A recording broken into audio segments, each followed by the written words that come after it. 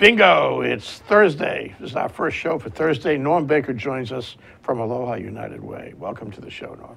Thank you, Jay. Glad to be here. Yeah, great to have you. Norm is the COO, Chief Operating Officer of Aloha United Way, and we call this Aloha United We Stand. We do it every Thursday at noon to 1. And today we're gonna open the year for Aloha United Way by talking about Aloha United Way in 2016. That is, you know, I guess a question you would put to any nonprofit at the beginning of the year to get a handle on where they're going. Because it's not easy being a nonprofit, is it? A lot of people don't realize that nonprofit is nothing more than a for-profit business with a different tax form. Yeah. It's just like running a business, and there's very, very little difference other than the tax form. Yeah, and the money. Well, You don't make $1 on every widget. Nope. We have to go out and beg for widgets. So what does it mean to be the COO? I mean, is that, usually it's like the executive officer on a ship, do everything.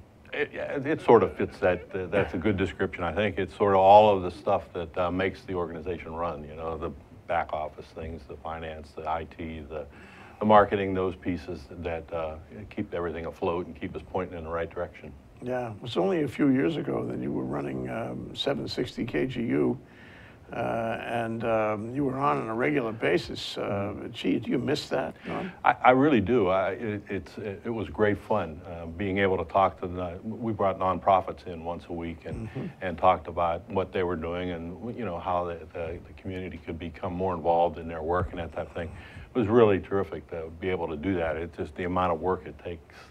I think people don't realize how hard it is to do what you do, to sit here and talk and be understandable and have make the points that you make and those types of things. It takes a lot of back end work. Yeah, but it's a lot of gratification too, because you meet people you wouldn't meet, you talk to people you wouldn't talk to, for sure, and you learn things you wouldn't learn. So to me, that's very gratifying. I really love learning about the community, and one of the big, I want to call it empty spaces in terms of public knowledge in this community is exactly what the nonprofits do. Right. And not only Aloha United Way, but all of your constituents, beneficiaries. You're the hub in the wheel, and you have spokes going out, in two directions. One is try to raise money, and two is to distribute that money in an equitable way. Yeah. These are important decisions, important functions, and if you didn't do them, query what would happen. Yeah, exactly. It's really hard to understand the nonprofit in the context of you have the public sector, the private sector. Where do we fit? I like to think of us in some ways as an extension of government, because many of the programs that we're running on behalf of the government, under contract from the government, to provide services that in any other way would have to be done by the government, would probably be a lot more costly. So I think that's the real advantage of the nonprofit sector, is being able to accomplish the things that we need to accomplish in the community at a far more reasonable rate. Yeah, I think about that once in a while. You're much older than me. Oh, yes. So, but I want to harken back to earlier times. Sure. And I have the sense, and I could be wrong, but I have the sense that years ago, say in the 50s, for example, take that as a benchmark, government did try to do some of these things, and it didn't do very well at them. And the system was not nearly as efficient and effective and kind and all that you need to be to run a series of nonprofits. Am I right? What is your recollection? Yeah, that's very true. Actually, when Aloha United Way actually started in 1919, and there were only 17 nonprofits at that time in the whole community. And most of them are still around today. But very, very small part of the community. Right now, last year there's about 7,600 nonprofits. In this community? In this community. Oh, wow. And about 2,000 of them are large enough that they have to report to the IRS. So that, they have a fairly substantial amount of revenues. Yeah. So the sector itself has grown, but it, I believe, has grown as government has turned more to the private sector and said there are things that government needs to accomplish, but we think they can be accomplished a lot more efficiently if we turn them over to someone like the nonprofit arm. Yeah, and we, as the people, we should encourage that, because we should know that government really can't do this kind of fine tuning that you need to do in the nonprofit sector. It's that, and I think the other part of it is being able to react quickly and make change when it's necessary. Yeah. Government, for all its benefits, is fairly slow to react. It doesn't turn on a dime for sure. And in the world we live in today, things come up and you have to change. You have to switch very quickly from one place to the other. And the nonprofits, because we're individually operated, can do that. Yeah. Can do it pretty efficiently. And government has, of course, government is all about process rather than result. Frankly, that's my view. And so if you allow government to get into something where you got to move on a dime, what you'll find is process and bureaucracy, and you won't be able to do anything, get locked up. And that'd be a serious problem for this community, any community. Oh, for sure, yeah. I mean, the problems that we're addressing change from day to day. I can remember 4 or 5 or 6 years ago when meth was the major community concern, and we had, the governor did a big meth program, and we were working quite a bit just on that one problem. Well, that has now receded back into, as the homeless problem has come forth. And so the nonprofits have had to sort of switch our priorities as well. And even in the homeless area, for many, many years, the issue was, where do we shelter people? Where do we get them off the streets and get them into a place where at least they have some security? But that only leads us to a place where you've got shelters full of people, not people living in the kind of a situation you'd like them to be in. So the whole homeless effort now has moved beyond that and moved into getting people from the shelters through transitional housing, if that's necessary, and into permanent housing. And the whole model of how we are addressing the homeless problem has changed. And and will continue to change. Right, and it's been just in the last 1.5 years or 2 that big shift has occurred. Yeah, but it's interesting though that if you let government do that, handle all these issues, government would get locked up, pivoting, if you will, to homelessness as a problem that has to be solved. You guys, you have the ability to pivot instantly, or on a meeting or 2, whatever, and notifying the right people. But you'll be able to do it very quickly. The other thing that strikes me, and I'd like to get your thought about this. I'll tell you why I come up with this this aphorism. One is, I was doing this thing with River of Life Mission, okay, and went down there and I observed their work, which I found to be admirable. Wonderful organization. Everybody's so dedicated and the heart's in the right place. Sure. And, you have to admire people like that. And I said, well, you're operating as a church would operate. Not to say it's religion in play here, but you operating, the kindness is the kind of kindness you'd see in a church. It's almost spiritual what you do. Why doesn't the church do this? Okay, and the answer was, and I never forget, the answer was, well, because the church is it's an organization back there with parishioners and everything, and it can't come down into Chinatown and feed and do a soup kitchen. It can't do that. What it does is it directs funds to us, or help, or volunteers, but it as a church per se, it can't do that. And I come to the conclusion based on that conversation. We did a movie about it. About River of Life.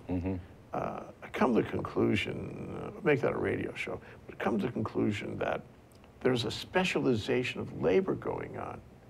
That used to be, for example, in the day, you talk about there were only 17 nonprofits in the state. Well, they were all doing a lot of stuff.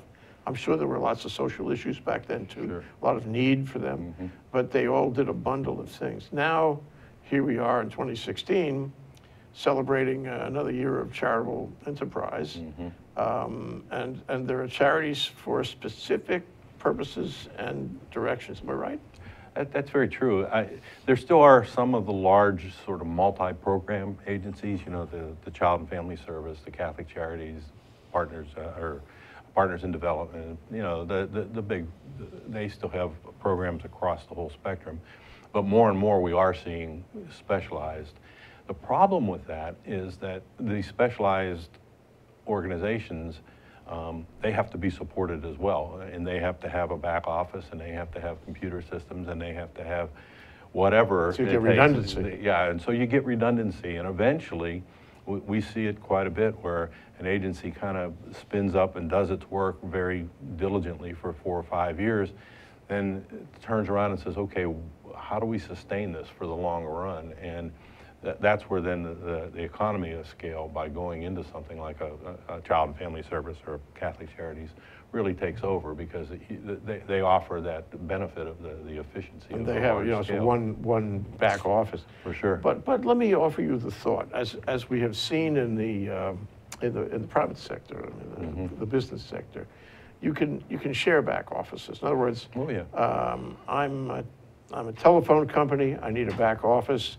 My back office can be the back office of another telephone company in Texas, for example, and it can handle all my billing and all my accounting issues there for several telephone companies. And so I don't have a redundant back office. I'm being efficient that way. Exactly. Is this happening in charitable organizations? It's starting to happen. It is one of the things that everybody has on their radar to look at, because we all recognize that it's far more efficient if we can, collaborate on these things. Yeah.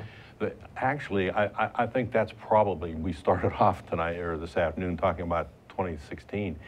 And I think that's probably the movement that you're going to see in the nonprofit world, not maybe all in 2016, but as we move forward, there's going to be more and more collaboration.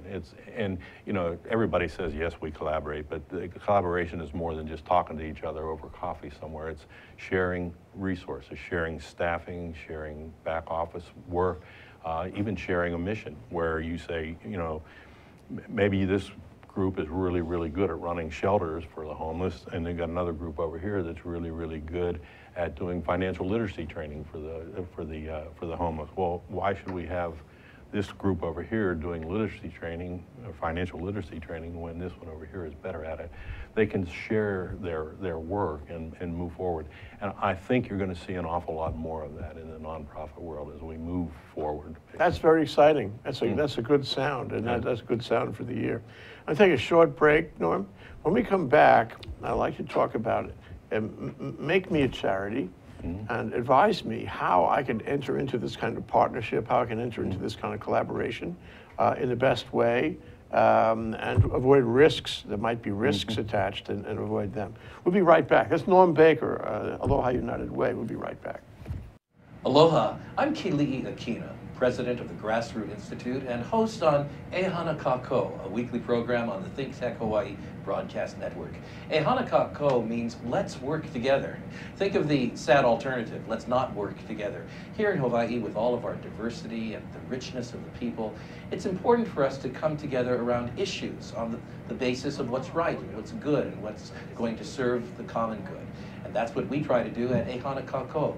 Every week, we interview movers and shakers, people in government, business, and other sectors of society to talk about how to create together a better government, economy, a better world here in Hawaii that can bless the rest of the world.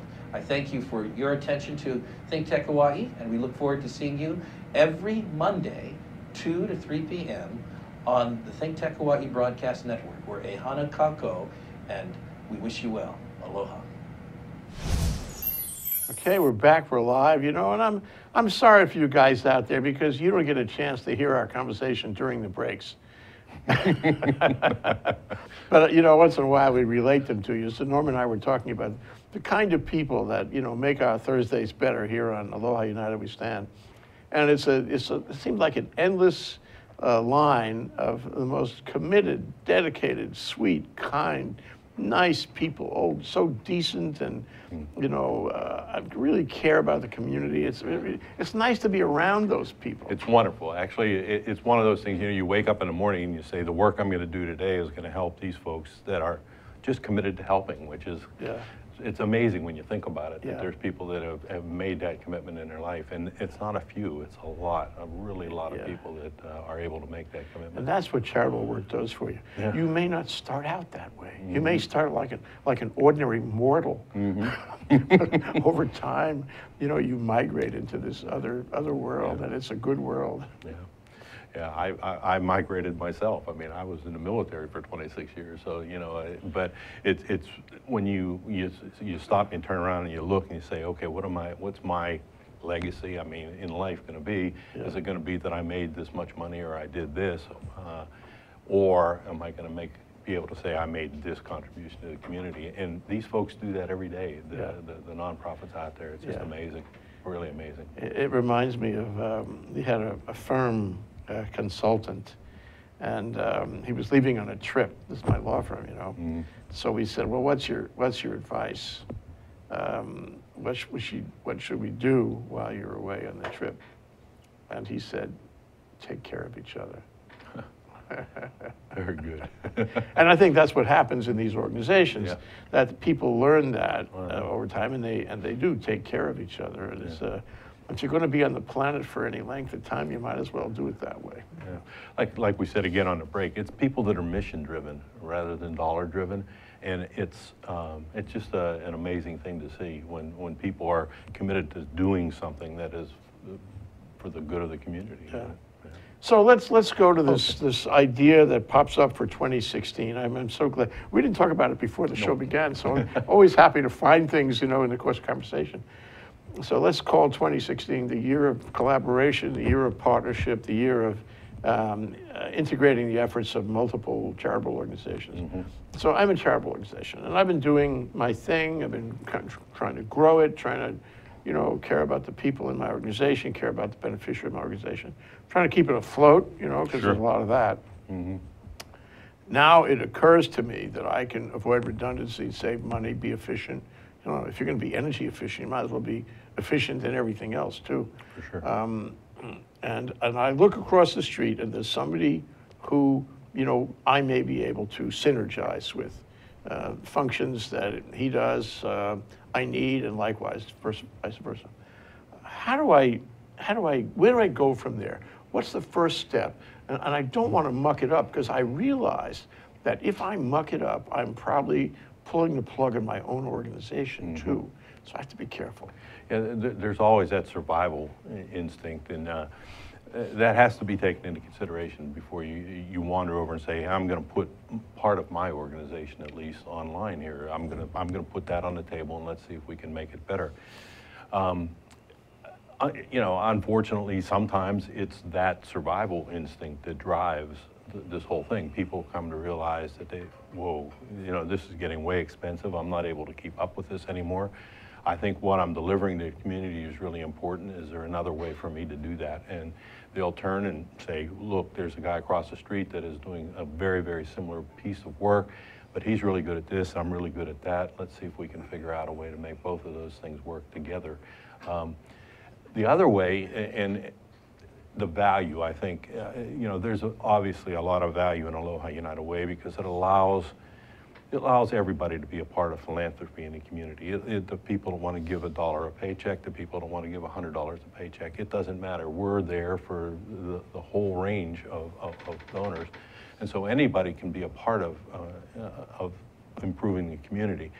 But the other value, I think, that Aloha United Way brings to the community is we don't run programs. We don't deliver services. What we do is help the agencies that are delivering the services do a better job of it, either financially or, in the case we're talking now, by looking around and saying, you know what, there's 5 or 6 agencies, they're all working together on this one issue. If we got them around the table and talked about how we might make each of them a little bit more efficient, maybe we are able to sweeten the pot a little bit with some dollars, because we run the campaign and we have those dollars to work with. So in the nonprofit world, they're called intermediaries. It's people that don't really do services, but are sort of like the in-betweens. And that's what we see ourselves as, an intermediary that helps all the nonprofits. So if an organization called us and said, you know what, I'm doing this, I'm having a little trouble paying the bills every month, but I think the service I'm doing is really smart, really needed in the community. And we would look around and help them try to find some place. Find a partner. Find a partner. We also, it's every 3 years basically, we RFP our major impact programs. We have 3 major areas in safety net, education, and poverty prevention that we do the majority of our work in. And every 3 years we put out an RFP that says basically tell us what you're doing. We'll have your proposal evaluated, and if we think it has merit, it'll be funded for us for 3 years. In that process, we emphasize, as a matter of fact, it gets extra weight in the evaluation process if agencies come in as collaborations. In other words, if they come in and say, there's 5 of us here, this agency here is going to be the lead funded agency, but they're going to work with 4 of us, the other 4, and here's the services each of them are going to provide, and here's the deliverable that we're going to be able to put on the table. And we think that deliverable is going to be a lot more reasonable. That's pretty persuasive, isn't it? It is, and we give it major, it's one of the major factors in our evaluation process, so that in a way we kind of drive the collaborations, or at least incentivize the agencies to participate. That's really important, and it's that you're right. I mean, that's more than just merely funneling money to them. Sure. Because now you can act as an umbrella of an uncle. Exactly. Yeah. In loco parentis, Yeah. a little structure. But the collaboration goes beyond just that, though, Jay. This, and I think you're going to see some of this in 2016 as well. It's cross-sector collaboration. There are businesses out there that have major interest in what's going on in the nonprofit world. Just look at what Waikiki is doing through Institute for Human Services on the homeless problem. There are businesses that have concerns that could be addressed by nonprofit work. There are certainly government agencies out there that would like to have our assistance. There are other funders, and that's one of the areas I think you're going to see some breakthroughs this year, is other funders, the funding group coming together and saying, you know what, we all know that this is a problem. There's this piece of it to fund, there's this piece to fund, there's this piece. Let's all put our money on the same table, bring the agencies in, and we wind up, instead of having, everybody just sort of piecemealing their dollars out there, we do it in sort of a strategic and a little bit more cohesive way. And that's collaboration on the funding side. Right. So it's not just collaboration on delivering the service, it's collaboration across the board. And so it's so interesting because it's reminiscent of what happens in the private sector, where you have a lead investor and all the investors follow him, and they put their package together and they coordinate how they're going to handle it. Exactly. Yeah. Well, maybe we're just a little slow on the pickup there, but you're right. That's a great analogy. Yeah. Well, that's great that you're doing that, because it makes you more effective, and it makes you deal with the the community problems in a more business-like way. Sorry. We started off saying a nonprofit is a business with a different tax form, and so we need to learn from the success in businesses, what works, and then turn around and apply it to what we do. It just makes good sense. Okay, but tripping on that very term, business, seems to me that if I say to the guy across the street, or if you broker a deal and we're together and we're trying to integrate our services, and for that matter our funding around those services, it can't just be a nice cup of coffee. It's got to be like a business negotiation. Oh, for sure. Yeah. And it's got to involve written documents of one kind. And Right. you probably encourage that. No? Oh, we drive it. We make sure it happens. As a matter of fact, as a part of that RFP process, we say, submit with the application the memorandums of understanding that you have with these other agencies that are going to dictate how this thing works. Because eventually, when we provide money, we do it under a contract. We call it a contract. It's not all that. It's not 37 pages long or anything like that, but it's a contract with the agency that we're doing the funding to that says, this is what we expect for those dollars. So writing contracts doesn't come natural. Oh, no. And especially if you're one of those people we talked about, who are kind and, decent and, and giving value to the world every minute. Right. Those people are not the same kind of people that write sharp instruments, No. Who writes this stuff?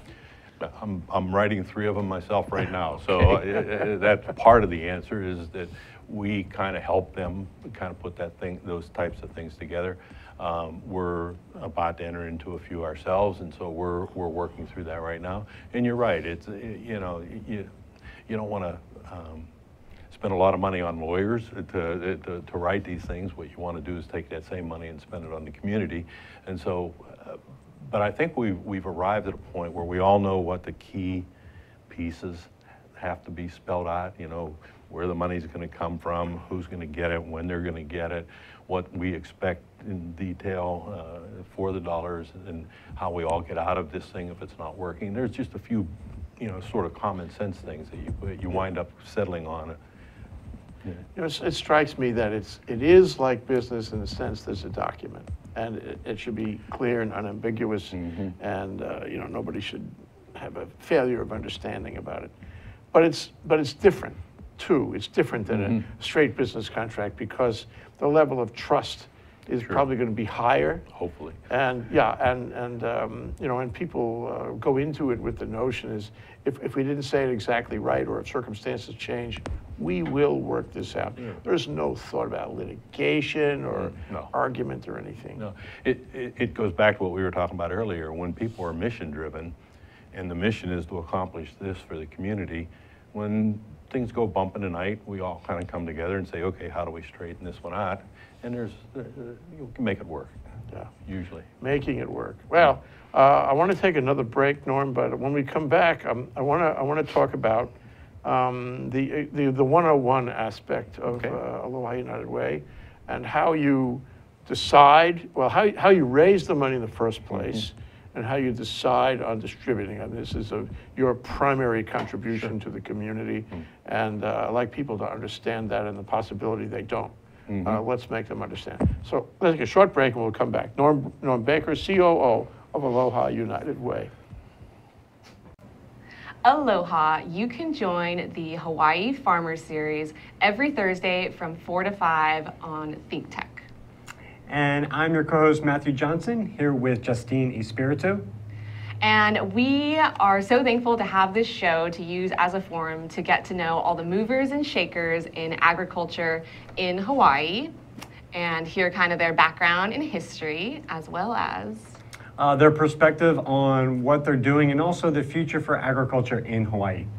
So join us every Thursday. You can tweet in your own comments and suggestions and be a part of the conversation at Think Tech High, and we hope to see you every single Thursday. Aloha! How you doing? It's me, Angus McTech, asking you to come join us on Think Tech Hawaii Hibachi Talk. Join me and my 2 hosts, Gordo the Tech Czar and Ender the Security Guy, every Friday from 12:45 till 13:45. See you on Fridays, and remember, let your wing gang free wherever you be. Bingo, we're back. This is the 12 o'clock rock, so to speak. Okay, so we do have a tweet, and we can spend a minute on it. And the tweet is, what are some of the mission-driven organizations that AUW is looking to support in 2016? I guess my question, driven off that, is, has your mission changed? You're capable of changing all the time, and you're being faithful to how you perceive the community. Is evolving, because it is always evolving, like an amoeba. It's always evolving. And so, what's your view of it this year as opposed to last year? How does your mission changed, and therefore, how are the major organizations you seek to support? How have they changed? The mission change is probably the easiest piece of this to talk about. The United Way system actually got started in Denver back in the 1800s, and it was, the idea was businesses were supporting nonprofits. All the nonprofits were knocking on the business person's door and saying, hey, we need money to run. Eventually, they got so many knocks on the door that the business people turned around and said, why doesn't somebody get in the middle of all of this, raise money for all the nonprofits, and then only one person has to knock on my door and ask for money? That was the idea behind it. The That's a old win-win-win. Exactly, and it was like the community chest model where everybody would, all the businesses and the community would put their dollars into this community chest. That would be used to support all the nonprofits. As I said earlier, the number of nonprofits that are in the community right now has grown astronomically, and United Way being able to support 7,600 nonprofits is not possible. We actually do right now support 342. There's 342 agencies that are eligible to receive money through what we call our donor choice program, where a donor can say, I'd like my money to go to this particular agency. Or not. Or not, yeah. It could just go in the way that you would decide. Yeah, about 1/3 of the money is designated to specific agencies. The other 2/3, what the donor is really saying is, I want to help the community. I'm not exactly sure where the greatest need is. I trust that Aloha United Way will review what's going on in the community and keep their eye on what the real problems are and apply the money to those problems. And as I said, it's about 2/3 of the dollars that come in. That 2/3 is basically then allocated out via a volunteer process with about 100 volunteers. You'll be amazed at this. These volunteers probably put in 100 hours in a year making the decisions as to where those dollars are going to go. It's fascinating to me that people will give of their time like that. But well, it's fascinating that you let them do that. I mean, it's good for public relations, obviously, to have a large group from the community to come in and give you that allocation. Gee, I mean, I think it's great that Aloha United Way does that.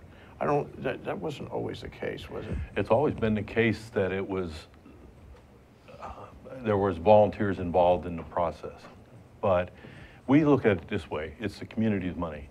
And it ought to be the community who is making the decisions where it gets spent. And we use these volunteers as one of the sort of the voices, if you will, of the community. And they honestly make the decisions where the dollars are going to go. I hear you. Yeah. But suppose you had, and who knows why or what, maybe the phase of the moon, and this committee of volunteers came back to you and said, Norm, you should give some money to the Ku Klux Klan. What would you do? We wouldn't. I want to get that straight. We have it very, very clear in our bylaws that we support nonprofits, obviously, but we wouldn't support any nonprofit that is, their mission is antithetical to what we would like to be supporting. Okay. So we're very, very careful about that. Yeah. And you probably do some, what do you call it, familiarization, orientation with them to give them at least how you see the community evolving. It's more than that. It's actually a very, very deep vetting that we go through with each one of the agencies. Every year, each one of the agencies that we fund is reviewed from top to bottom. They have to submit all their financials to us. We have a whole financial review committee that's made up, again, of volunteer CPAs and lawyers. There's 15 of them, and once again, they give us probably 100, 150 hours a year doing this review for us. They dig into the financials and identify, and we don't exclude agencies solely based on a little problem or something. What we do is try to help the agency get it straightened out. Yeah. And then we do a complete review of all of their legal requirements. There's legal requirements in the state of Hawaii, there's legal federal requirements, and we make sure that every agency that is going to receive a dime from us is completely legal, completely, doing everything that is tax exempt, and to be tax exempt, right? Yeah, yeah. And so, I think we can say quite fairly to anybody, if you're going to give to an agency that is on that list of ours, it's 300, I think it's 342. If you want to give to any of them, you can do so with a great deal of confidence that the money is going to be used exactly as you intend it to be used. Right, no inside trading there. No, none of that, yeah. So how do you pick the volunteers? Many of them are self-identified. You mean they come to you? Yeah, they'll come to us. When we are out doing our fundraising in the workplace campaigns, we make it very clear to all the people that we're talking to in the organizations that if you would like to have a part in making these decisions, we would love to have you. We also sort of recruit at certain levels. For instance, we about 4 years ago made a concerted effort to bring in the millennials, because for many of our volunteers were your and I age, and they were, they have their... Presumably they're more in touch with what's going on at their... Hopefully, yeah. But we recognized that there was a whole nother generation coming behind us. Actually, it's going to be larger than the boomers, and we need to be able to address the community problems as they see them. So we made a concerted effort to recruit, good thing, the folks in the 35, 40, 45-year-old range. We also make a concerted effort to bring in subject matter experts. So, like on our education committee, the Impact Council that runs our education funding, we have a former superintendent from the DOE. We have the lady that runs the Head Start program for the community. We have the lady that used to be the CEO of Good Beginnings Alliance. And it's the people that understand education, they understand kids, they understand the whole problem from top to bottom. And when you mix all of that together, the young folks, the subject matter experts, the sort of wizened, more mature participants, you get a really, really rich discussion. And it's amazing the decisions they make. Did they make decisions about the allocation? Because, the allocation sometimes, you'd be more familiar with the right allocation than they would necessarily. For example, if you guys, when you guys read the paper, I'm sure it's different than when I read the paper, because you're looking to see what is troubling in our community. As a priority matter. Sure. So you might see education or prevention of poverty or homelessness as top. I don't know which one would be, but as top.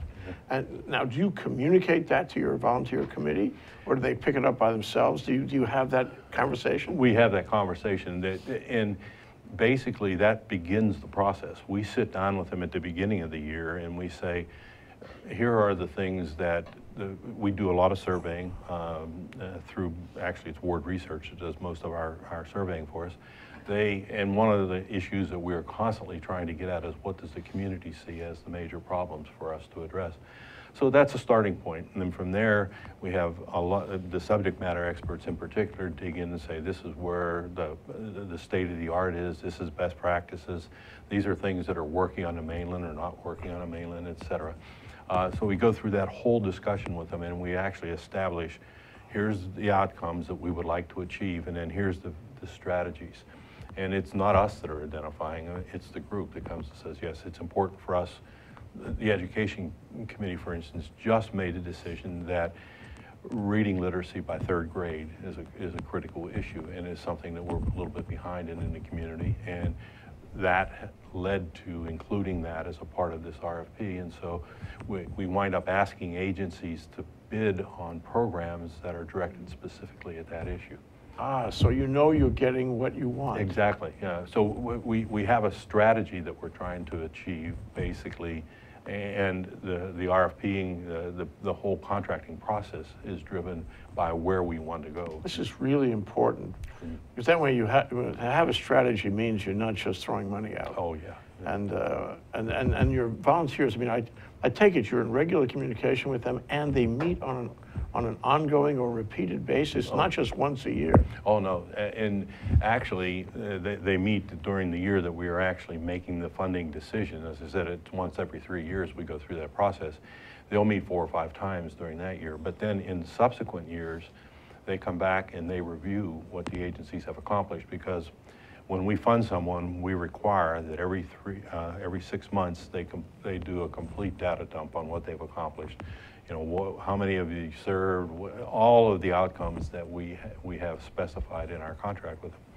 So we bring the volunteers back in and we say, okay, here's what they have accomplished, here's what they really did, and make subsequent years funding decisions based on that. So the 3 years is not a guarantee. The 3 years is we intend to fund you at this level, but you need to deliver in order to continue getting funding from us. Well, could it be that we intend to fund you, but if something else comes up that's more critical on the priority list, we may not fund you. We may have to fund something. Did they get that too?